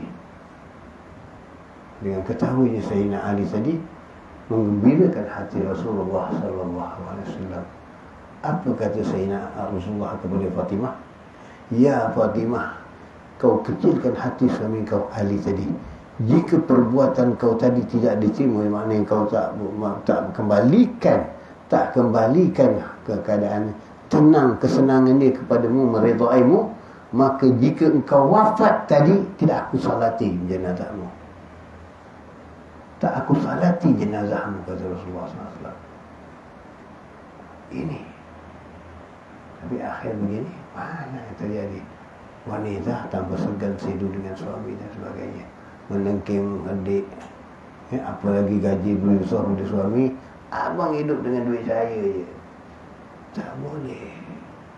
Kerana itu kata Rasulullah SAW, jika ada sujud bagi wanita, Bagi manusia, nescaya aku perintahkan wanita sujud pada suaminya. Ini dia ketaatan. Begitu suami. Dan bila wanita yang salihah akan dapat jaminan syurga. Jaminan syurga. Bagaimana berlaku di zaman Nabi SAW dua perkara. Saya ceritakan sedikit, kita ambil keberkahatan di sini. Mudah-mudahan isteri-isteri kita jadi wanita yang salihah, yang jadi penghuni syurga, yang memberkati dan kebaikannya lebih daripada bidadari, kecantikannya lebih daripada bidadari. Dua perkara saya ceritakan. Satu daripadanya, seorang wanita yang di zaman Nabi SAW, apabila suaminya ketika itu pergi berlayar, berniaga. Setelah pergi berniaga, suaminya pesan kepada isterinya, kamu selagi aku dalam perdagangan, berniaga di luar musafir, aku tidak benarkan kamu keluar dari rumah. Apa keadaan sekalipun, aku tidak benarkan kamu keluar dari rumah. Maka satu masa suaminya masih dalam pelayaran, datang satu orang mengatakan, ya fulana, ayahmu sakit, datanglah ziarah. Wanita kata, aku tak boleh pergi sebab aku tak dapat izin suamiku. Kembali orang ini pergi sampaikan kepada keluarganya. Tak lama datang lagi, ya fulana, sekarang ayahmu sedang tenat, datanglah ziarah. Apa kata wanita ini? Aku tidak keluar lagi kerana aku tidak dapat izin dari suamiku. Akhirnya ketiga orang ini datang membawa kau, ya sana, walana, ayahmu tengah meninggal, pergilah ziarah. Kata wanita ini, tidak, aku keluar menziarah ayahku sekalipun kerana aku tidak dapat kelepasan keizinan dari suamiku. Akhirnya sahabat yang memberi khabar kepada wanita ini, sampai wanita ini akhirnya tak ziarah, mengadu kepada Rasulullah SAW dengan keadaan, ya Rasulullah, si fulanah ini waktu ayahnya sakit saya beri khabar, dia tak datang. Kemudian waktu ayahnya tenat pun tak datang juga. Dan sampai ayahnya meninggal, dia tidak datang juga. Dia tak datang juga sebab kerana tak ada keizinan dari suaminya, kerana suaminya masih musafir. Jadi tak dapat keizinan suaminya kerana suaminya. Maka dia akhirnya tidak dapat bertemu dengan ayahnya. Apakah anak ini tidak dikatakan anak durhaka? Kata sahabat bertanya kepada Rasulullah, apa yang dinewak oleh Nabi SAW? Ya fulan, ketahuilah bahawasanya dosa-dosa ayahnya itu diampunkan sebab ketaatan anak ini kepada suaminya. Dosa-dosa ayah itu diampunkan kerana ketaatan anak ini, wanita ini kepada suaminya. Ini dia. Hari ini wanita keluar rumah berdendang, berdandan cantik kat rumah dengan suami dengan berpongkoma. Muka macam 10, ada solik-solik, kat luar bersolik-solik. Untuk siapa? Untuk siapa kamu solik? Dan haram bagimu memakai wangian-wangian yang berlebihan, wangi-wangi yang menarik nak nafsu ataupun perhatian laki-laki. Wanita boleh berpakaian, boleh memakai benda-benda yang berwarna tapi tidak berwangi. Lelaki pakai yang wangi-wangian tapi tidak berwarna. Hari ini laki-laki pakai bedak pun ada, tebal-tebal budak-budak, macam-macam ada. Nasib baik laki-laki tak pakai lipstick, tapi separuh dah pakai lipstick pun ada. Ini wanita yang berwarna tapi tidak ada wangian, kerana wangian itu mempengaruhi akan laki-laki yang lain, akan menjadikan fitnah. Wangimu hanya untuk suamimu, tapi nak tidur malam bau ketiak boleh macam. Itulah keadaan wanita ini, keadaan wanita hari ini kepada layanan kepada suami. Begitulah hari ini. Maka untuk itu kita mendoakan isteri kita supaya dia mendapat kelebihan sebagaimana kelebihan yang Allah Ta'ala beri kepada bidadari. Kenyataan kecantikan wanita di dunia ini menurun dan kurang berseiring dengan bertambahnya usia. Sedangkan wanita di syurga disucikan dari sifat kekurangan itu sehingga mereka tetap segar dan cantik selamanya. Kemudian Allah menjelaskan bahawa dia membeli orang yang berjuang di dunia dengan diganti dengan syurga. Bagaimana Allah mengatakan, Inna Allah yashtari minal mu'minin anfusahum wa amwalahum bi'anna lahum jannatan yuqatiluna fi sabilillah wa yaqtuluna wa yuqtalun. Maknanya Allah membeli dari seorang mukmin dari dirinya itu mereka dengan memberikan mereka itu syurga, yang mana mereka itu berperang di jalan Allah Subhanahu wa taala, mereka bunuh dan terbunuh dan sebagainya. Itulah yang mereka berjuangkan. Mana laki-laki yang pergi berjuang, yang mati syahid, mati syahid yang benar, yang mati syahid yang bukan yang cari nama, maka syahid yang benar, maka itulah Allah berikan ganjaran syurga baginya. Kerana syurga itu mahal, maka Allah menebus mereka dengan syurga, memberi orang-orang mukmin, orang yang beriman ini dengan dari mereka dan hati mereka dengan ganjaran syurga, itu yang amat besar. Kemudian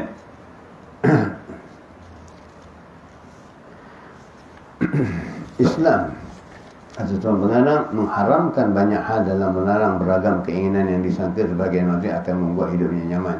Islam tidak melarang sesuatu yang baik dan manfaat bagi manusia. Islam membolehkan kaum muslimin melakukan sesuatu yang dapat meluruskan tabiat manusia atau yang bersesuaian dengan tabiat manusia. Inilah yang terjadi. Islam mengharamkan banyak hal dalam melarang beragam keinginan yang disangka sebagai manusia, itu membuat hidupnya aman.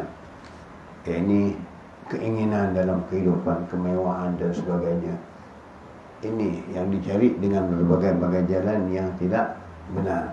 Bagaimana seorang daripada Yahudi datang kepada Sayyidina Abu Bakar Adni, ya Abu Bakar Adni, aku pernah, ini Yahudi datang kepada Sayyidina Abu Bakar Adni, ya Adni, ya Imam, aku pernah dengar datukmu mengatakan, Ad-dunya sijil mu'minin wa jannatul kafirin. Dunia itu penjara bagi mukmin dan syurga bagi orang kafir. Tapi aku lihat engkau berjalan dengan kudamu dan berjalan di atas hamparan yang merah. Aku Yahudi susah hidup melarat dan sebagainya. Berbanding dengan apa yang kau katakan yang dibawa oleh hadis dari datukmu, bahawa hidupmu sebagai penjara, maksud itu susah, tapi engkau lebih senang daripada aku. Engkau berjalan di atas hamparan dan sebagainya, sedangkan aku hidup melarat dan susah. Apa kata Bakar Adni? Benar sabda apa yang dikatakan oleh Datuk Rasulullah SAW. Tapi ketahuilah olehmu bahawa hadis itu mengatakan dunia sijil mu'minin. Dunia itu penjara bagi orang Islam atau yang beriman, dan jannatul kafirin, dan syurga bagi orang-orang kafir. Kerana dunia ini adalah tempat larangan kami, penjara. Kami tak boleh menipu orang, kami tak boleh mengambil hak orang, kami tak boleh bermaksiat, kami tak boleh seperti penjara.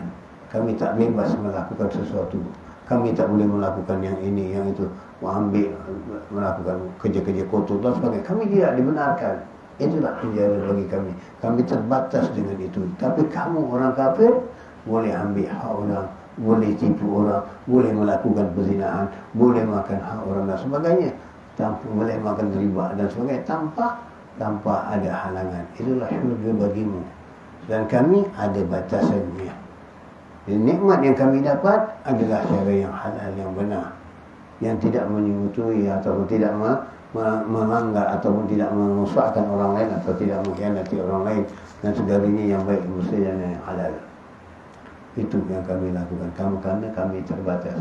Mendengar kata Sayyidina Abu Bakar Adni itu, maka si Yahudi ini mengatakan, Asyhadu an la ilaha illallah wa asyhadu anna Muhammadar Rasulullah sallallahu alaihi wasallam. Inilah dia. Inilah. Jadi mereka itu hidup dalam akhlak, mereka itu hidup dalam keadaan yang menjaga hukum-hukum Allah. Jadi di sinilah kata Ibn Athaillah tadi, Allah menebus kaum mukminin, firman Allah menebus kaum mukminin dengan syurga apabila mereka tidak melakukan maksiat, mereka tidak melakukan larangan-larangan Allah, mereka tidak melakukan apa-apa yang ditegak oleh Allah Subhanahu wa taala. Di saat mereka mendapatkan penderitaan, saat mereka mendapat penderitaan, kehinaan, kenisaan dan penyesalan, sebagaimana firman Allah, orang-orang kafir dia kepada ayat-ayat kami, kelak kami masukkan ke dalam neraka setiap kali kulit mereka hangus, dan kami gantikan kulatan dunia dan masukkan azab. Perhatikan ancaman Allah yang sangat keras terhadap orang-orang yang menentang dan tidak bersyukur. Maknanya Allah kalau kamu melihat kepada malaikat mencabut nyawa, jika orang yang kafir nescaya memukul muka dari belakang mereka itu berkata, rasakan siksa neraka yang membakar, tentu kamu akan merasa ngeri. Itu akibat perbuatan muslim. Allah berkali-kali tidak menyayang hamba-Nya. Jadi Allah tidak mengazab hamba-Nya. Apa yang dilakukan adalah perbuatan kita sendiri, kesalahan kita sendiri. Jadi apa kesalahan kita, apa perbuatan kita sendiri, perhatikan apa yang kita lakukan. Bertentangan dengan ajaran Allah, bertentangan dengan ajaran Rasulullah, bertentangan dengan perintah Allah, itu yang kita perhatikan. Jika bertentangan, maka kembali kita bertaubat kepada Allah SWT.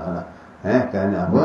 Kerana takut mati kita dalam kehausan, mati kita dalam keadaan yang panas, mati kita dalam keadaan yang serba panas kerana kehausan. Bila sampai pada sakaratul maut, ghargharah ini, di situlah iblis dan syaitan mempermainkan peranan yang penting.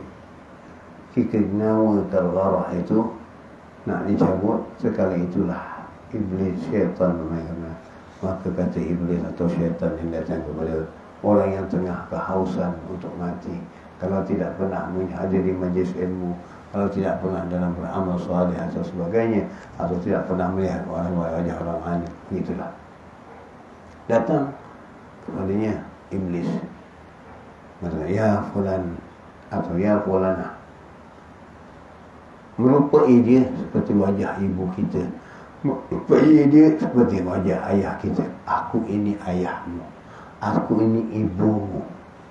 Jika kau hendakkan air yang kau bawa ini, kerana kadang-kadang kerana kamu itu kehausan yang amat sangat, jika engkau inginkan air ini untuk kau beri minuman, maka katakanlah bahawa engkau beragama Majusi, engkau mengikut Majusi.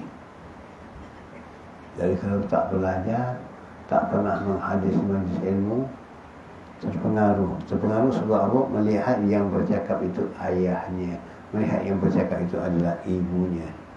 Jadi padahal itu adalah syaitan.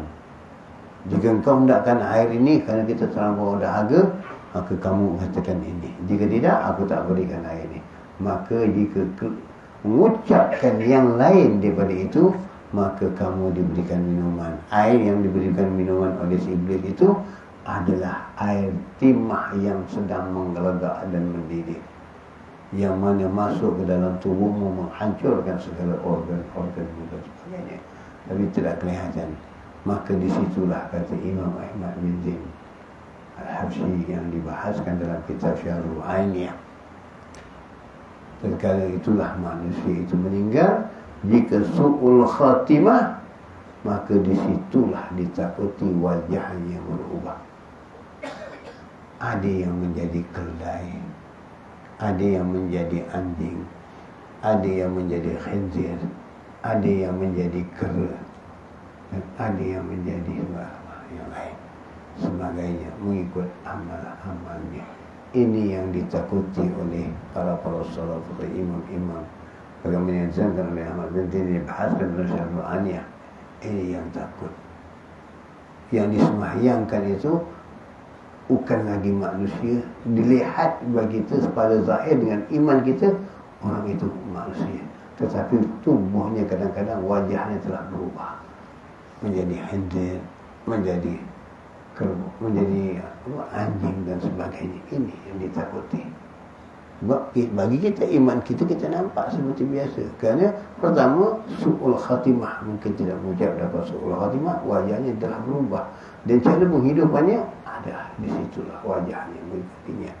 Kita nampak biasa, oh ayah mati, nampak begitulah yang bagaimana yang satu orang yang ikut ayahnya pergi haji, menginjakkan haji, lihat wajah ayahnya hitam tu gambar-gambar yang pernah diwayatkan oleh Usman As-Sauri, Sufyan As-Sauri. Begitulah perubahan itu. Jadi perubahan itu ditakuti kepada kita.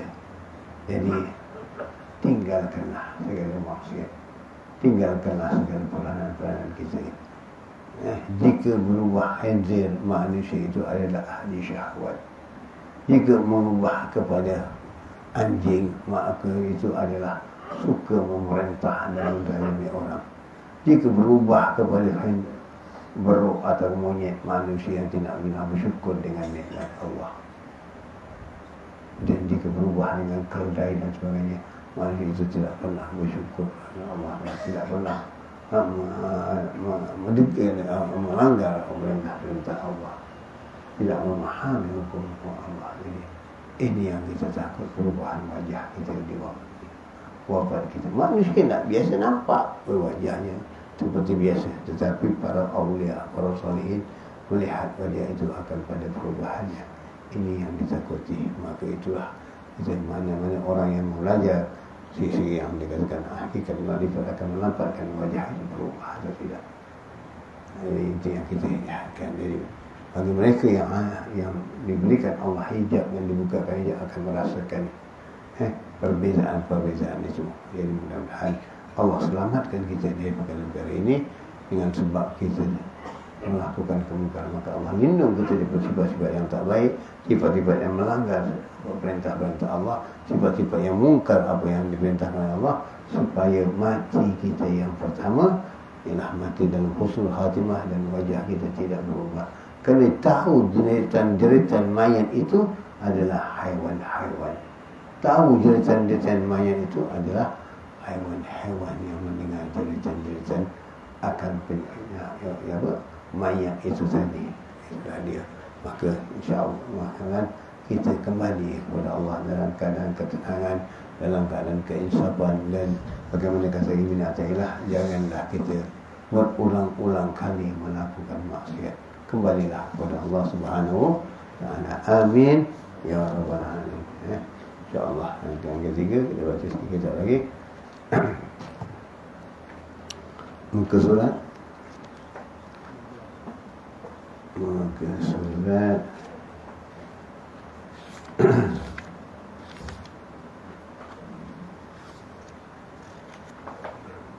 89 betul? Janganlah engkau. Ini dia. Kita ambil sikit daripada yang akhir dulu. Hasil akan timbul dari dirimu kecintaan kepada orang yang berbahagia, dan dengan sendirinya dirimu akan terdorong untuk mengikut jejak mereka. Jika kita beramal soleh, Allah akan buka. Jika diiklankan oleh Allah, orang yang dikasihi oleh Allah Ta'ala, Allah akan mengiklankan kepada manusia bahawa ini orang yang dikasihi olehku, maka kamu mengasihi mereka itu. Sebab kita jumpa orang yang tak pernah kita kenal, para orang alim yang tak pernah kita kenal, tetapi hati mahabbah kita terdekat dengan dia, kerana Allah telah meletakkan kecintaan kepada hamba itu, dan Allah memerintahkan hamba-hambanya mengasihi orang itu. Baik penduduk langit, baik penduduk bumi, memerintahkan mengasihi orang itu. Jadi kalau kita jalan yang benar, yang lurus, yang benar, maka kita dikasihi Allah dan Allah mengasihi kita, dan dengan itu segala makhluk yang di bumi ini diperintahkan mengasihi kita. Mereka yang contoh, serta juga benci kepada orang-orang yang celaka, dan dirimu akan terdorong untuk menjadi perbuatan-perbuatan kepada mereka. Jika kita terus menerus mengikut aliran fikiran ini, maka kita akan keluar dari tujuan utama kita, iaitu mempersingkat pembahasan. Dan apa yang telah kami sebutkan sudah cukup bagi orang yang berakal. Hanya kamu hadirkan pada setiap jenis renungan ayat-ayat dan hadis yang sesuai dengannya, dan kami telah menyebutkan ayat yang sesuai dengan setiap pemikiran. Jangan engkau berfikir, ini Tuhan mengarang menisiapkan, jangan engkau berfikir tentang zat Allah Subhanahu wa ta'ala dan sifat-sifatnya dari segi pencarian bentuk, atau mencuba melogikkan caranya. Kerana tidak sedikit seorang yang tertarik dan gemar memikirkan itu, melainkan pasti tenggelam dalam lembah etis atau menyerupakan Allah Subhanahu wa taala. Bagaimana dalam sabda Nabi sallallahu alaihi wasallam, hadis Nabi, tafakkaru fi ayatillah wa la tafakkaru fi zatillah fa innakum lan taqdiruhu haqqa qadrih. Artinya, berfikirlah tentang tanda-tanda kekuasaan Allah, dan jangan engkau berfikir tentang zat Allah, kerana sesungguhnya kalian tidak akan mampu memahaminya dengan sebenar-benarnya pemahaman. Jadi bukan kita nak cari makrifat, nak cari hakikat, biar sendiri Allah yang buka jalan memberikan. Kita tujuan kita beramal, kerana amalan kita dibuatkan mewajibkan kita menyebut nama-nama Allah, menyebut nama-nama Allah kerana kecintaan kepadanya, bukan untuk mendapatkan fana pada zatnya, sifatnya dan makrifatnya dan sebagainya.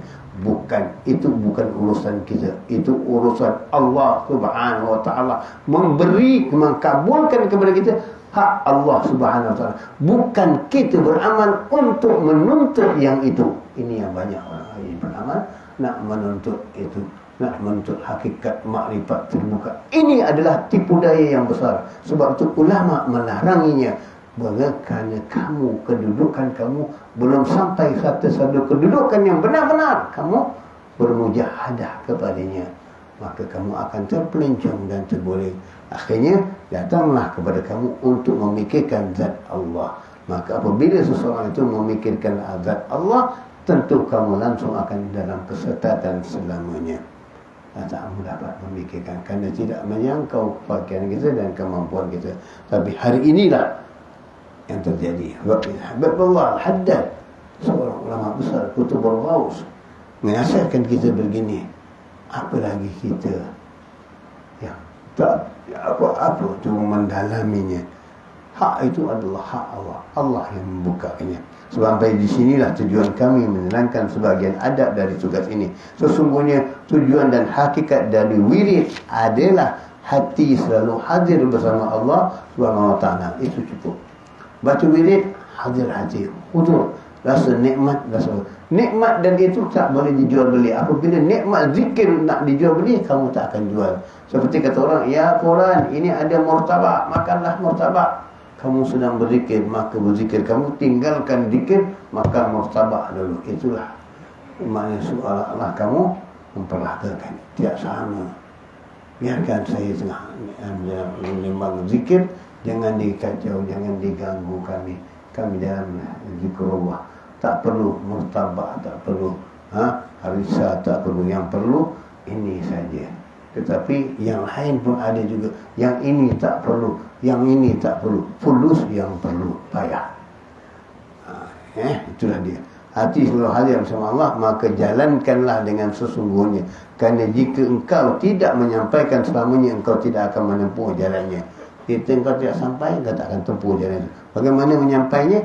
Maka kamu berusaha dan menyerahkan dirimu kepada Allah Ta'ala, tapi tidak lalai daripada dia menyebut nama Allah dan berzikir kepada Allah, dan dia menyebut nama Allah dan berzikir dengan Allah dengan jalan yang istiqamah, dengan jalan yang benar.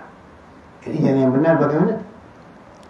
Membuangi segala sifat-sifat mazmumah, hasad, dengki, khianat, ujub, riak, sombong dan sebagainya, semua dibuang. Tidak ada sifat mazmumah.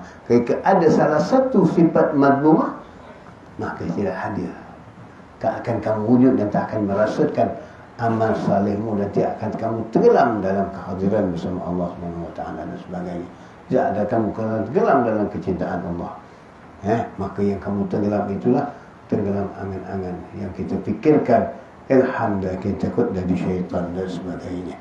Ini yang kita harus berhati-hati, iaitu menganjurkan segenap aktivitas ibadah dengan upaya menghadirkan hati kepada Allah Subhanahu wa taala.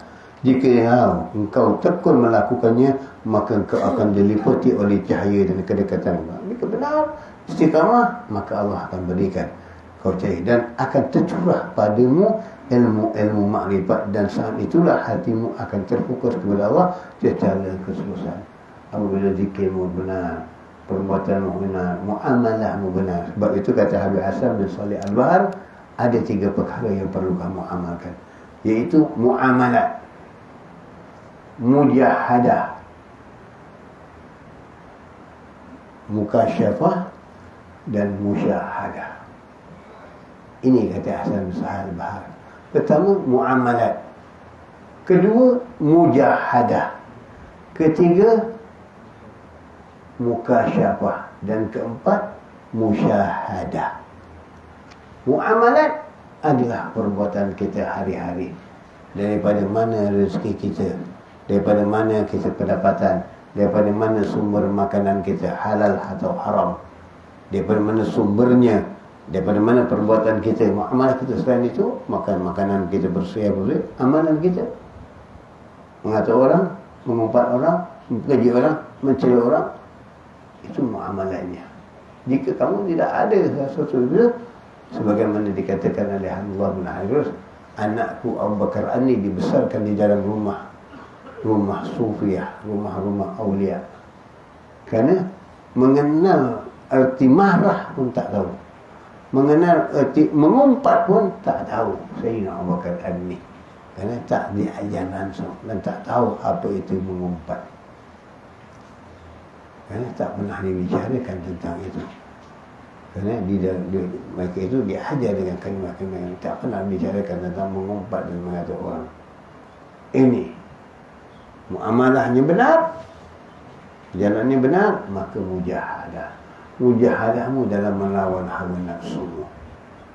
Ini yang tak nak nafsu, ikuti, kamu tinggalkan, kamu lanjangkan, kamu tegakkan. Jangan terlalu menurut hawa nafsu. Berbatas, berjaga-jaga. Maknanya hawa nafsu itu dalam segala serakah, rakus, tamak, aroba dan sebagainya. Ini dalam mengambil hak-hak orang dan sebagainya. Itu dalam mujahadah nafsumu, menundukkan nafsumu, mengendakkan perintah Allah Subhanahu wa taala, menegakkan perintah dengan banyak berzikir, banyak ingat kepada Allah dan tidak merasakan diri itu lebih baik dari orang lain. Ini melawan nafsumu, mujahadahmu. Dan setelah itu mukasyafah, Allah akan membuka hijabmu, kamu akan melihat sesuatu di terbalik tabirmu, dan setelah itu barulah kamu mengganggu musyahadah, penyaksianmu dengan Allah Subhanahu wa taala. Maka kamu dibawa oleh Allah Ta'ala bertajalli dan sebagainya, bagaimana Nabi Allah Musa bertajalli kepada Allah Subhanahu wa taala, dan bagaimana Rasulullah dimi'rajkan berhadapan dengan Allah Subhanahu wa taala. Itulah jalannya. Tapi kalau ini jalan tak ada, kamu tak akan merasainya, kamu tak akan menikmatinya. Hanya muamalah yang paling benar sekali. Betulkan muamalahmu dulu, tinggalkan segala perkara yang haram. Kerana muamalah itu termasuk dalam kalimat La ilaha illallah Muhammad Rasulullah. Buat yang disuruh, tinggal yang ditegak. La ilaha illallah, mengaku Tuhan itu Allah, maknanya ikut dan taat kepada Allah dengan membawakan dari Muhammad sallallahu alaihi wasallam, ajaran Nabi sallallahu alaihi wasallam. Ini kisahlah pembahasan yang sedikit bersama ini. Mudah-mudahan Allah memberi kita hidayah, taufik, dan mengangkat darjah kita. Mudah-mudahan kita dapat beramal dengan amal yang soleh, dan mudah-mudahan Allah mengampuni segala dosa-dosa kita. Mudah-mudahan kita mengikut jalan ini, jejak-jejak para mereka salihin, para mereka yang ahlillah. InsyaAllah minggu depan kita akan bahaskan nanti bagaimana diri-diri mereka itu. Itulah mereka tadi yang Allah Ta'ala katakan, ala inna awliya Allah la khawfun alaihim wa la hum yahzanun. Itulah dia mereka. Maka pada diri awliya Allah itu tidak ada ketakutan, tidak ada kerunsingan, tidak ada kesedihan. Bahkan mereka menerima baik senang, susah dan sebagainya, kabar gembira, kabar sedih, dipuji, dihina, semuanya pada mereka sama. Inilah mereka termasuk dalam ala inna awliya Allah la khaufun 'alaihim wa la hum yahzanun. Itulah perjalanannya. Bagaimana kita akan cuba kupaskan nanti insya-Allah pada umur di minggu hadapan. Allah berikan panjang umur, sihat, afiat, dan mudah-mudahan Allah memberikan kita jalan-jalan yang mereka tempuhi, bagaimana jalan-jalan ke salafus salih kita yang mendapatkan kedudukan, yang mendapatkan maqam di sisi Allah Subhanahu wa taala. Amin ya rabbal alamin. Bismillahirrahmanirrahim. Alhamdulillahirabbil alamin. Wassalatu wassalamu ala sayyidina Muhammadin wa ala alihi wa sahbihi ajmain. Rabbana anfa'na bima 'allamtana, rabbi 'allimna alladhi yanfa'una, rabbi fakihna wa fakih ahlana wa qarabatina fi dinina ma ahli al-kutri unsa wa zakar. Rabbi wafiqna wa bikum lima tartadi qawlan wa fi'lan karama warzuqi kulla halalan daima wa aghla adkiya ulama nahdha bi khairi wa nuhfa kulla syar. Rabbana aslih lana kulla syuyun wa aghra bi ridha minkal uyun واغني عنا ربنا كل الديون قبل أن تأتينا رسل المن واكفر أكمن ستر والصلاة الله تغشى المصطفى من حل الحق دعانا والوفى بكتاب في للناس شبا وعلى الآل كرام شرفا وعلى صحب المصابح الأرام. اللهم اهدنا بهداك واجعلنا ممن يسارع في رضاك ولا تولنا وليا سواك ولا تجعلنا ممن خالف أمرك وعصاك. وحسبنا الله ونعم الوكيل ولا حول ولا قوة إلا بالله العلي العظيم. صلى الله على سيدنا محمد عليه وسلم والحمد لله رب العالمين. يا ربنا اعترفنا بأننا اعترفنا وأننا أسرفنا على لظى أشرفنا فتب علينا توبة تغسل كل حوبة واستر لنا العورات وآمن الروعات واغفر لوالدينا ربي ومولودينا والأهل والإخوان وسائر الخلان وكل ذي محبة أو جيرة أو صحبة والمسلمين أجمع آمين ربي فاسمع فضلا وجودا منا لا باكتساب منا بالمصطفى رسولي نهضى بكل سول صلى وسلم ربي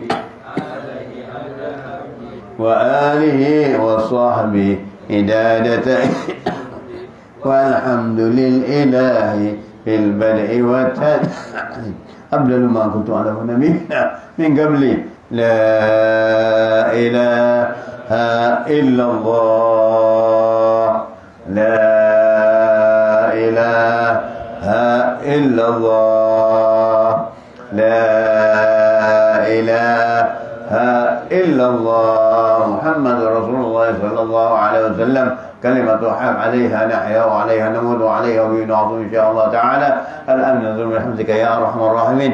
اللهم ثبت محابي قلوبنا واغفر بها ذنوبنا وأصلح بها شؤوننا ويسر بها أمورنا وارفعنا وانفعنا بها يوم لا ينفع مال ولا بنون إلا من أتى الله بقلب سليم بسر الفاتحة.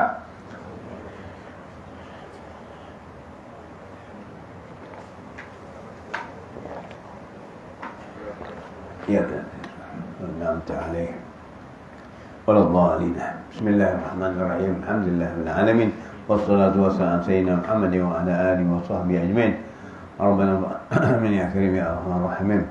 يا الله بها يا الله بها يا الله بحسن الخاتمة يا الله بها يا الله بها يا الله بحسن الخاتمة لعشرة في بهم نرى الجحيم الخاتمة المصطفى وابناهما وفاطمة وخديجة الكبرى التي هي لمعاني خاتمة وبعائشة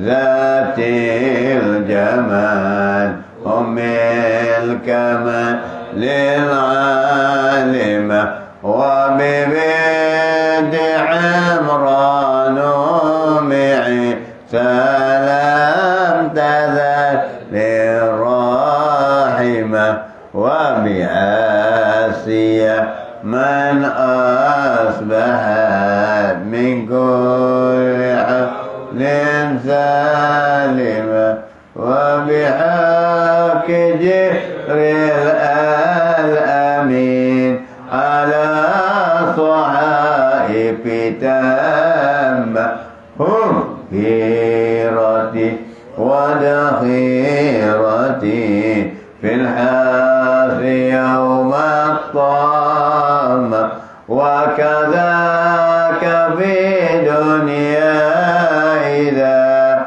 جت الخطوب قاسمة وبحقهم يا ذا الجلال وبصلاة القائمة أدعو بنا والمسلم يا الله من كل عين لامة ومن العدا ومن الردى ومن المصائب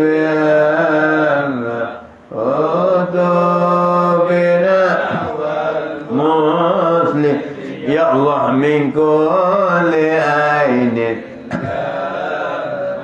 ومن العدا ومن الردى ومن المصائب عامة أدعو بنا والمسلم يا الله من كل عين لامة ومن العدا ومن ومن المصائب عامة وعليهم يا ربنا منك الصلاة الدائمة ثم صلاة على الذي أساس المكالمة يا الله بها يا الله بها يا الله بحسن الخاتمة يا الله بها يا الله بها يا الله بحسن الخاتمة عند الركب بجاه رسول الله صلى الله عليه وسلم سر الفاتحة الرحمن تعالى آمين يا كريم ربنا تقبل من دعانا وعلينا إنك أنت التواب الرحيم وفي أسماءكم الحسنة وأخذ الحمد لله بأن تقبل الله منكم تقبل يا كريم.